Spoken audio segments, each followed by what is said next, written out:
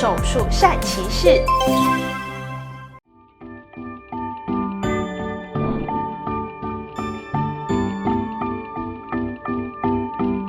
视网膜剥离其实就是说视网膜的这个组织跟底下的视网膜色素上皮细胞分开。那大家可以想象的就是我们一个壁纸原本粘在墙壁上，那它因为某些原因跟墙壁分离了，那它有可能的原因是有可能壁纸上面有一个洞，那水从那个洞灌进去，就变成那个壁纸就会跟墙壁分离，或者是有人在外面很用力的拉那个壁纸，会导致那个壁纸剥离。依照刚刚这些状况来讲，我们其实视网膜大致上分成3种了，一个是裂孔性的视网膜剥离，就是我刚刚说的壁纸上面破一个洞，水灌进去导致整个壁纸脱离。第二个是叫做牵扯性的视网膜剥离，那它就是说有一个很大的外在力量把整个视网膜拉扯起来。那第3个就是一个叫做僵硬性的视网膜剥离，那个比较不是手术疾病，那可能是第一个比较少见，那第二个是可能是跟眼内的发炎或者说药物有关系，它治疗方式可能偏内科系。那所以我们来讨论裂孔性跟牵扯性的视网膜剥离。裂孔性的视网膜剥离比较常发生在大概中壮年以上，它是因为眼睛开始有一点退化，玻璃体的退化导致牵扯视网膜，导致一些破洞，或者说有高度近视的病人，他本身眼轴比较长，视网膜比较薄，就比较有可能几率产生一些视网膜的破洞。那或是有一些家族病史，就是说他爸妈都有一些高度近视或是视网膜剥离的病史，那你可能这些病人可能就要稍微注意一下，可能每半年到1年就要检查一下周边的视网膜。那牵扯性视网膜剥离大致上大部分原因是一些糖尿病病人他有一些眼睛内新生血管的产生，可能会导致一些不正常的疤痕组织拉扯视网膜，所以这糖尿病的病人也需要做一个追踪。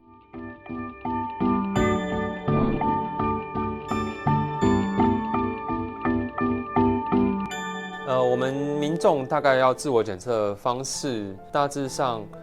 还是需要单眼做检查，所以一定要先遮一只眼睛来确认说，侧视眼是否真的有视力的影响。那它主要的症状，第一个是像比如说飞蚊数量增加，飞蚊数量跑出很多，或者说合并有一些闪光，会有一些亮的一些频率出现。或者说有部分的地方被遮住，像窗帘的那种感觉，有些地方就被窗帘挡住，怎么转都看不太到，甚至比较严重就是造成整个视力都模糊掉了，那种就是一些视网膜剥离的症状，可能要尽早做一些去专业的医师检查。现在大家意识比较就是健康意识比较抬头，或是说因为近视是国病嘛，大家开始真的高度近视的状况很多，所以大家其实对这方面卫教大家接受度蛮高的，常常会很多有一些飞蚊症的人就会跑来做检查，因为飞蚊症数量增加通常是最一开始的征兆，所以只要飞蚊症增加，通常来检查不会错，就至少确保没问题。那假设有问题，也比较可以早期的治疗跟追踪。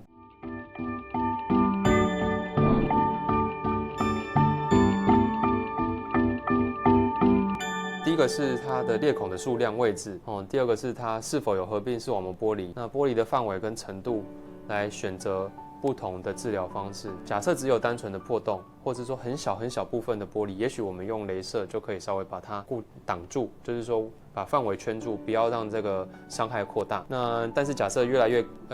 视网膜剥离的程度越来越多，或是有影响到一些重量的构造，像是黄斑部的话，那就有可能要做一些比较大的手术，像是巩膜扣压啦、玻璃体切除术啦，有些会是用单纯打气的方式，医生可能要看那个病人的玻璃病变状况来做决定。巩膜扣压的方式其实就是说，巩膜是我们眼白的地方，那扣压意思是说我们会用一个叫巩膜扣环的东西来从外往内压，因为视网膜剥离意思是说橘色这个视网膜跟这个眼球分开了，那我们找出它破洞的地方，从外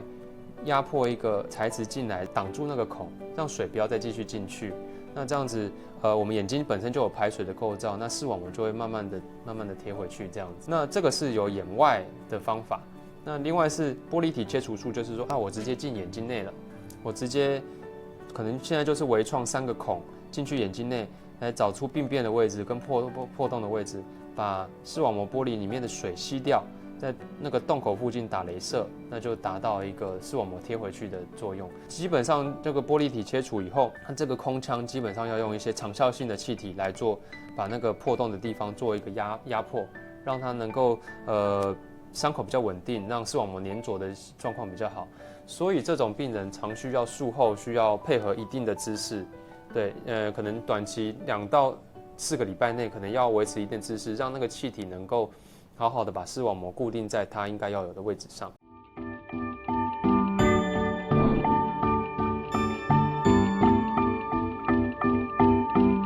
中水大部分意思是说，可能这一个病变状况比较严重，或者是说比较特殊，那他需要用一个手术中的一些步骤，用重水来做辅助，会让医师比较好操作。视网膜剥离有可能是这整个这样子翻起来，那下面这边都是水，有可能这样都是水。那假设它的有些洞很边缘的话，或是洞很小，我们可能没办法把这么多的水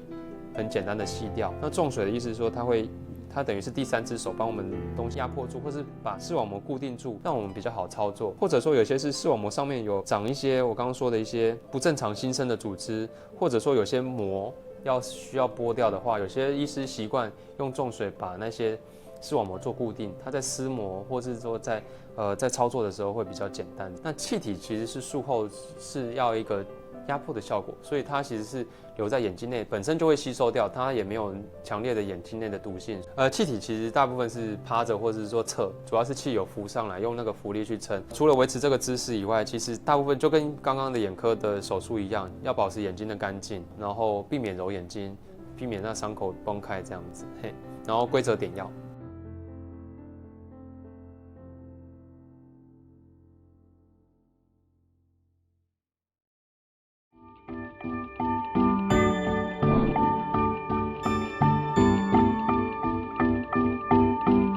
通常会建议大概，就有可能会影响到黄斑部。那只要影响到黄斑部的话，病人术后的视力恢复就会受到很大的打折。所以第一个是不要拖到影响到黄斑部。那第二个是说，不要拉太长时间，有时候1到2个礼拜内可能就尽量建议要做手术了哦。如果需要手术的状况下，7天内做的话，那效果可能差异不大。不能说到非常小，但是它就是说它的好处当然会大于它的坏处嘛，就是我希望它视力能够恢复。那成功几率其实我们大规模统计下来，其实第一次就成功的大概也有到90%，就是说当然病人配合术后的一些恢复跟姿势，那的话可以的话，其实可以到90%。当然少部分有些比如病人的体质伤口愈合不佳，或者说视网膜本来就贴合不好，有可能就会需要做2次手术甚至3次手术。那后续的手术的成功率当然就会比第一次还要差，但是就是要好好做，避免它持续复发，越复发它越难处理。其实真的配合的话，就刚刚说，其实成功几率有到90%啊，主要还是配合的部分，那它就比较不会复发，后续的恢复就会比较理想。